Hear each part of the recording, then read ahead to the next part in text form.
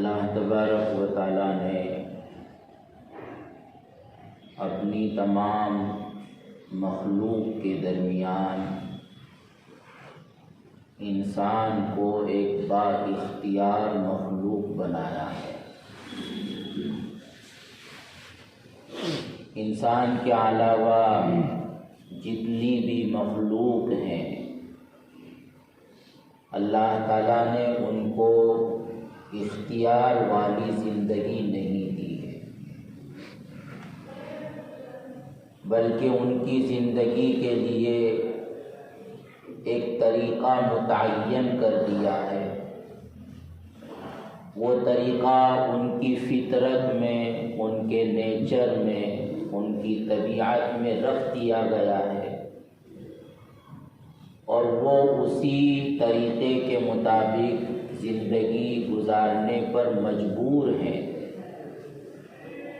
ان کو یہ اختیار نہیں ہے کہ اپنے فطری، طبعی اور نیچر والے طریقے کو چھوڑ کر اور کوئی طریقۂ زندگی اختیار کر لیں، حتیٰ کہ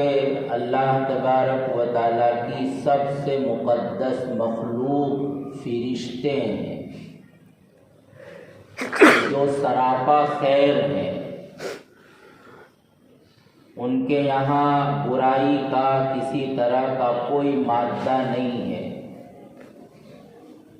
لیکن اللہ تبارک و تعالیٰ نے ان کو بھی ایک طریقے کے مطابق زندگی گزارنے پر مجبور کر رکھا ہے۔ وہ اس طریقے سے ہٹ کر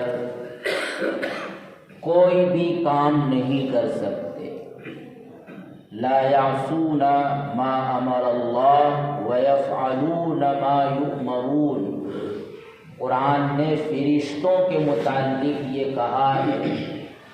کہ اللہ تبارک و تعالیٰ کی طرف سے ان کو جو حکم ملتا ہے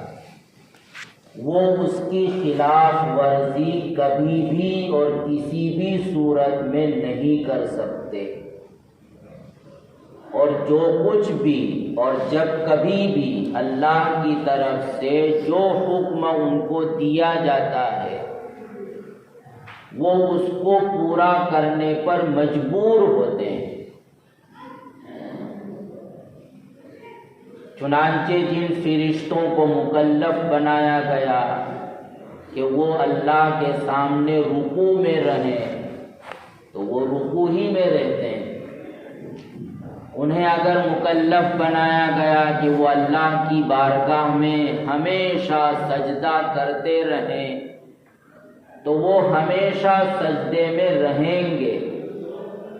جب تک اللہ کا حکم نہیں ہوگا وہ اپنے سجدے سے سر نہیں اٹھا سکتے۔ اس کے علاوہ جتنی بھی مخلوق ہیں ان کی زندگی کا دائرہ محدود ہے، اور اسی محدود دائرے میں زندگی گزارنے پر وہ مجبور ہیں۔ جو چرنے والے جانور ہیں وہ چرنے پر مجبور ہیں، جو پھاڑ کھانے والے جانور ہیں وہ پھاڑ کھانے پر مجبور ہیں۔ وہ چر نہیں سکتے اور یہ پھاڑ نہیں سکتے۔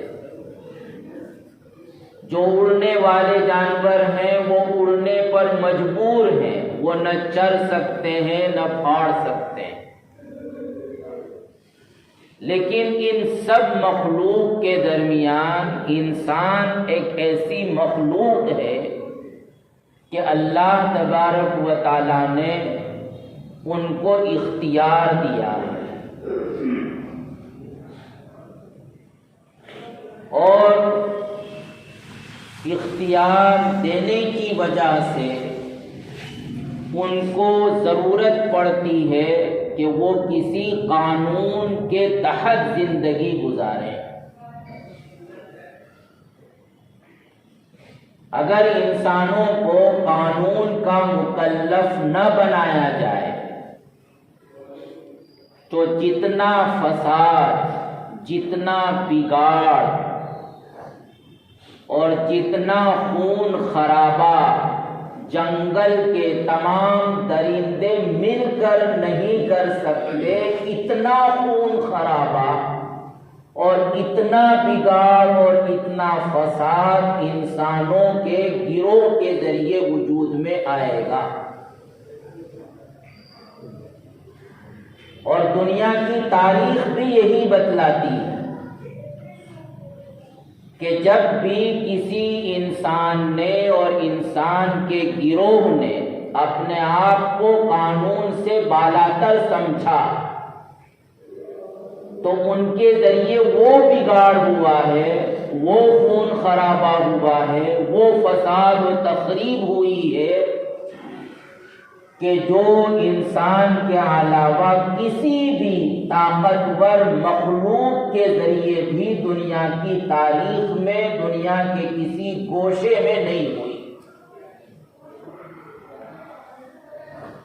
اسی لیے انسان نظم و ضبط کے تحت زندگی گزارنے کے لیے،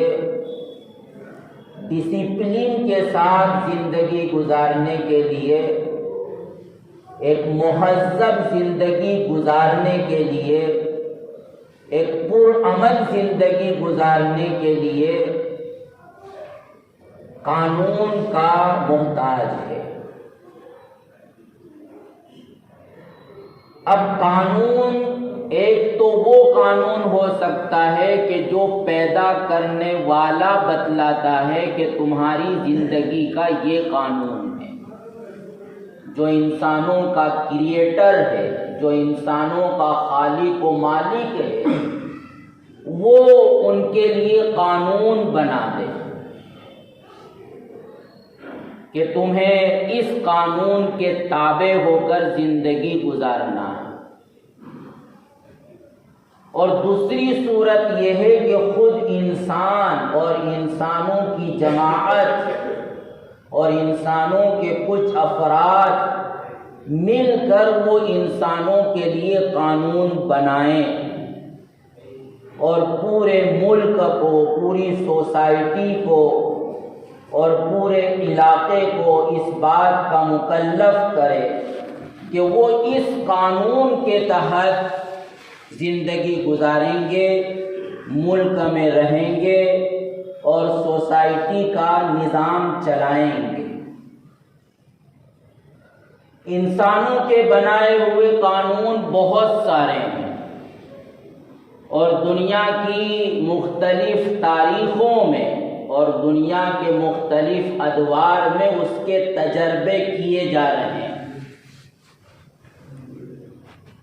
ایک طویل زمانے تک بادشاہت کا اور پاپائیت کا دور چلا ہے کہ جس میں بادشاہ کی زبان اس کا قانون ہوتا تھا اور اس کی رعایا اس قانون کی مکلف ہوتی تھی۔ لیکن جب یہ قانون لوگوں کو حقوق نہیں دلا سکا اور اس کے نتیجے میں مفاد پرستی ہونے لگی، لوگوں کے حقوق تلف ہونے لگے، لوگوں پر ظلم و زیادتیاں ہونے لگی اور لوگوں کا آزادانہ زندگی گزارنا یہ دشوار ہو گیا، تو پھر بغاوت پھوٹی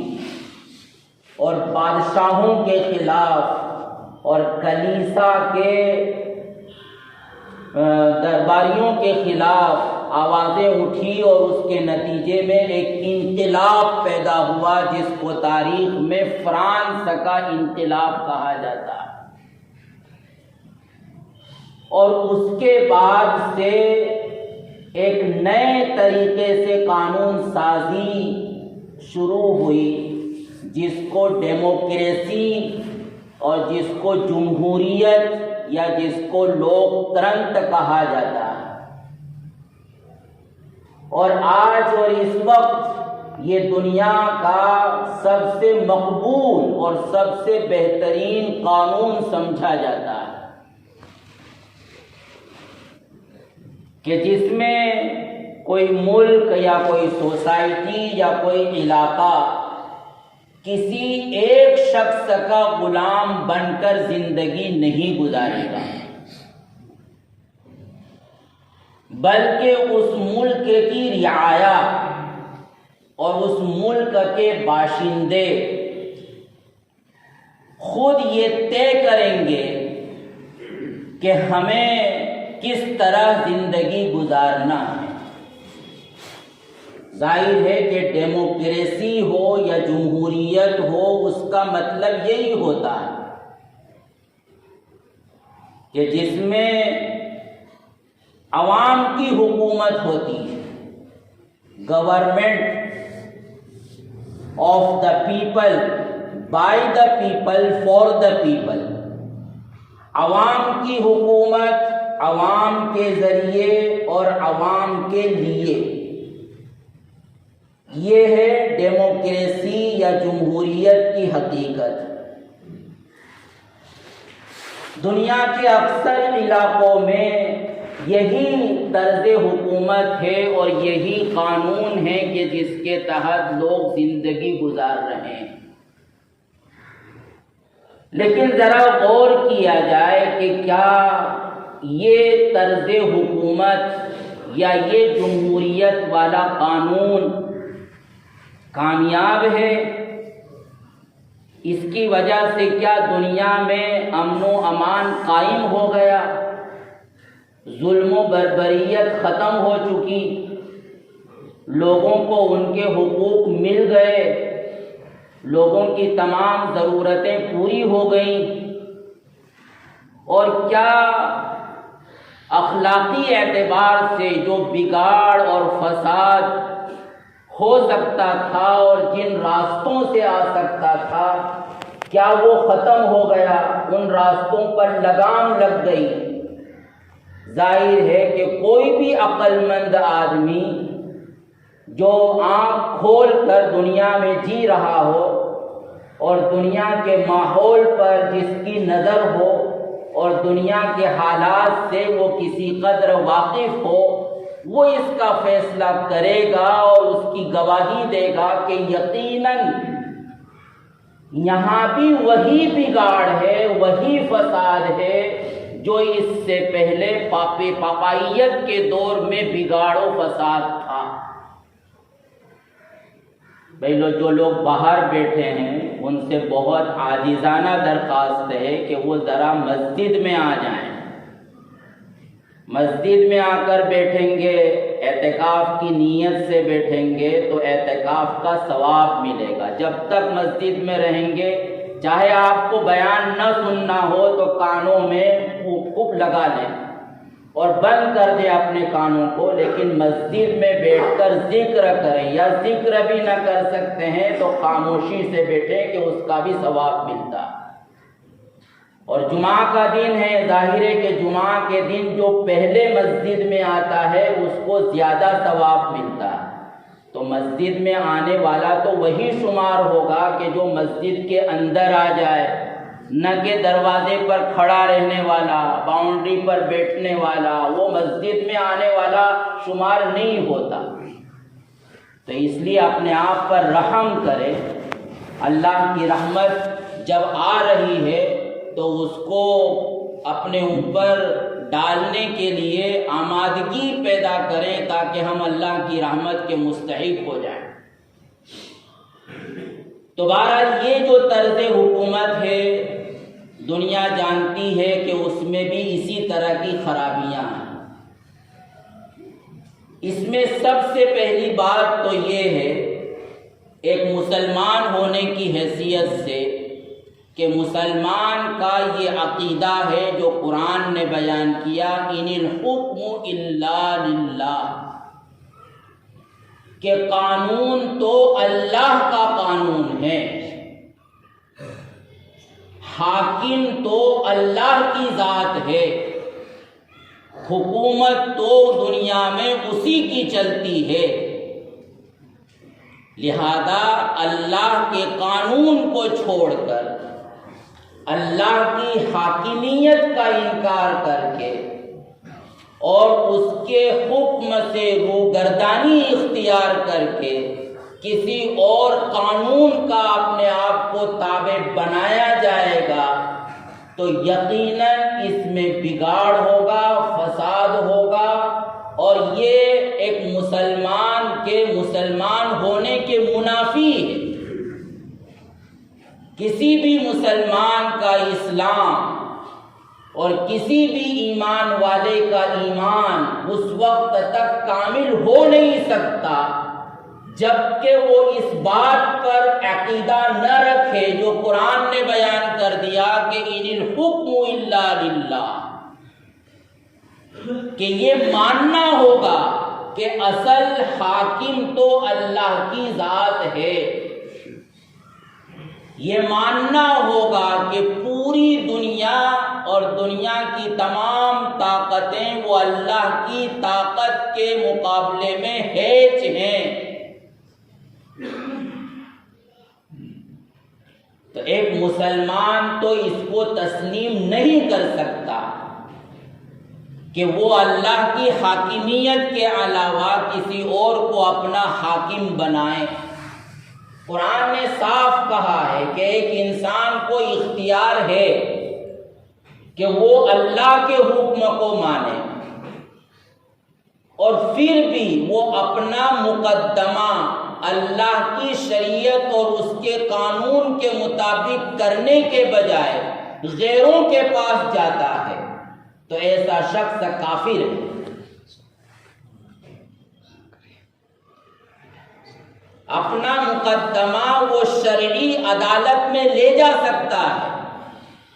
وہ اپنے گھر کے جھگڑے کو شریعت کے مطابق ختم کر سکتا ہے، اپنی مالیات کے جھگڑے کو وہ اللہ کے قانون کے مطابق ختم کرنے کا اور اس کو فیصل کرنے کا اختیار رکھتا ہے، پھر بھی وہ اللہ کی شریعت کو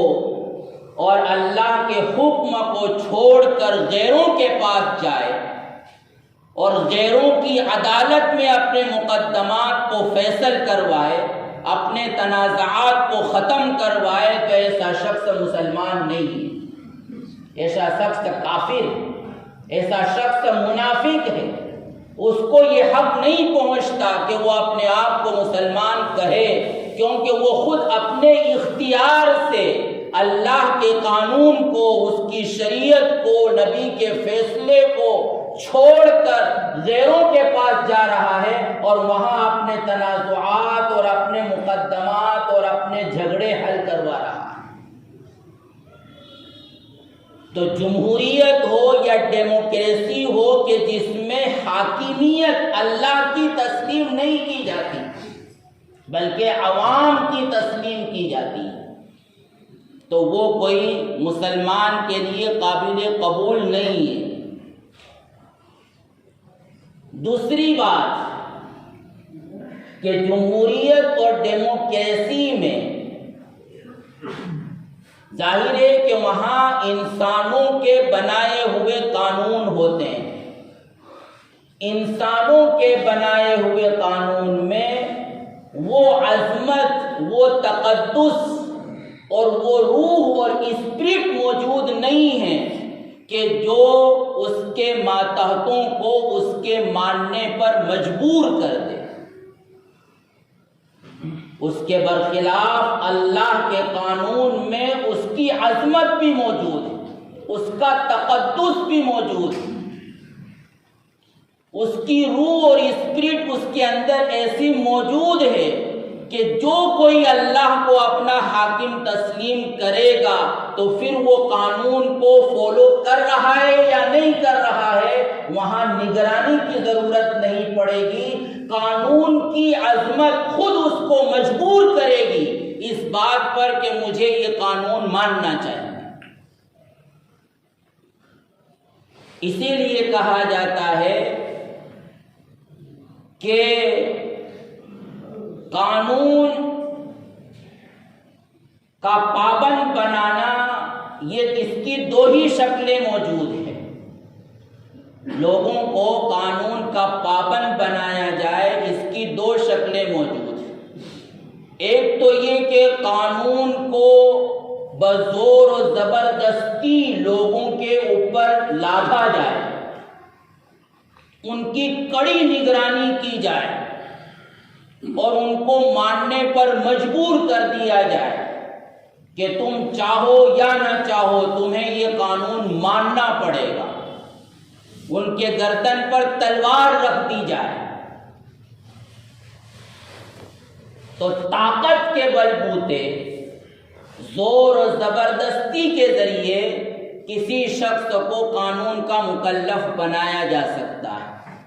لیکن ظاہر ہے کہ ہر وقت تو کوئی اس پر مسلط نہیں رہ سکتا، ہر وقت تو اس پر دباؤ نہیں ڈالا جا سکتا، 24 گھنٹے اور ہر لمحے تو اس کی نگرانی نہیں کی جا سکتی۔ ظاہر ہے کہ جہاں وہ زور و زبردستی سے نکلے گا اور نگرانی ختم ہوگی وہیں وہ قانون کو توڑے گا۔ دوسری شکل یہ ہے کہ قانون کی ایسی عظمت دل میں ہو، قانون کا ایسا تقدس اس دل میں ہو کہ کوئی اس کو وہ مجبور ہو جائے کہ مجھے یہ قانون ماننا ہی، جیسے کہ فرما بردار بیٹے کے لیے باپ کا حکم ہوتا ہے کہ جو بھی فرما بردار بیٹا ہے وہ اپنی باپ کی عظمت کو اگر سمجھتا ہے تو وہاں باپ کو زور و زبردستی کرنے کی ضرورت نہیں پڑتی، باپ کو ہر وقت نگرانی کرنے کی ضرورت نہیں پڑتی، بلکہ اس فرما بردار اور موتی بیٹے کے لیے اتنا کافی ہوتا ہے کہ یہ میرے عظیم باپ کا حکم ہے یا اس کا منشا ہے، اس کی مرضی ہے، لہذا وہ اس کو مانے گا، وہ اس کو فالو کرے گا، وہ اس کی اتباع کرے گا۔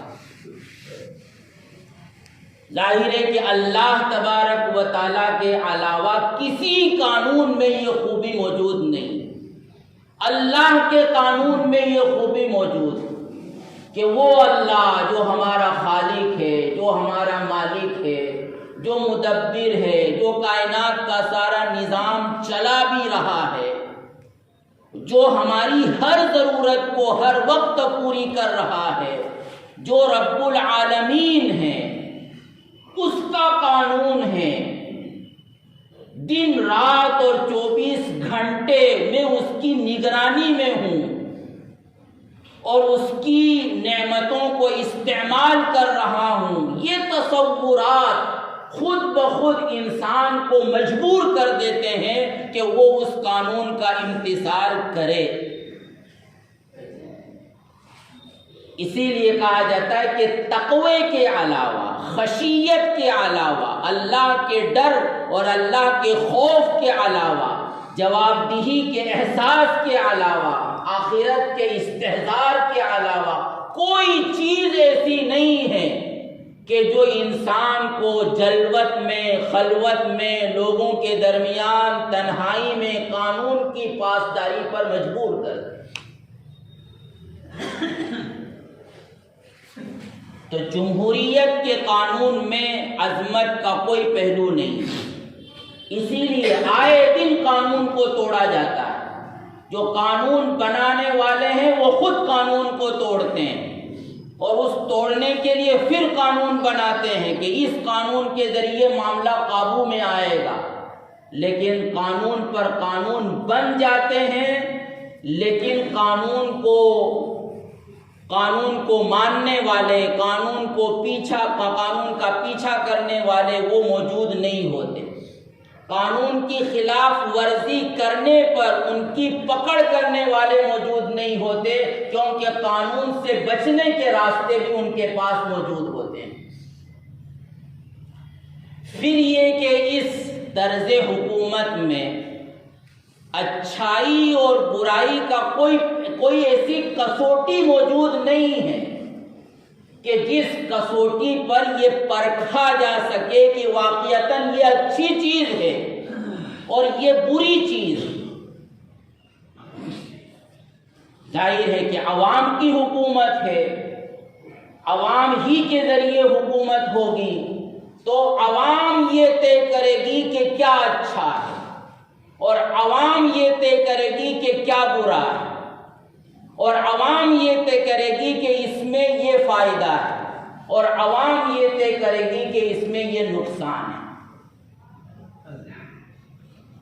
اور اس کا نتیجہ کیا ہوگا؟ وہ ہوگا جو دنیا آج دیکھ رہی ہے کہ ایسے ایسے سنگین جرم اور ایسے ایسے خطرناک گناہ جو دنیا کی طویل تاریخ میں واقعتاً جرم سمجھے جاتے تھے، آج وہ قانون بن کر قانون کے تحت ان جرموں کو سر عام کھلے عام بلا جھجک کیا جا سکتا ہے۔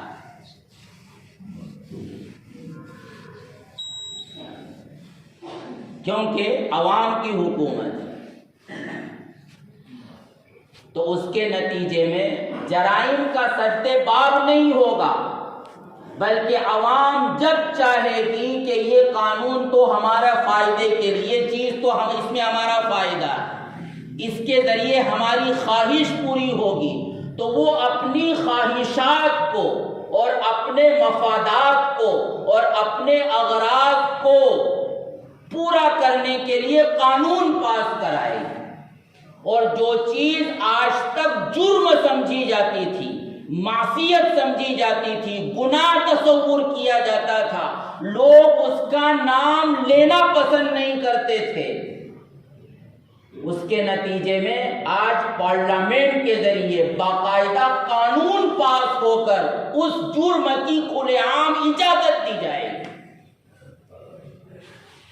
اور وہ لوگوں کی تالیوں کے درمیان قانون پاس ہوگا، اور لوگوں کو اپنی ہر خواہش جانوروں کی طرح پوری کرنے کی کھلے عام اجازت دی جائے گی، اور اس کا وہ نتیجہ ہوگا جو آپ یورپ بھرک ہوت رہا ہے، اور وہیں سے یہ چیز یہاں آ رہی ہے۔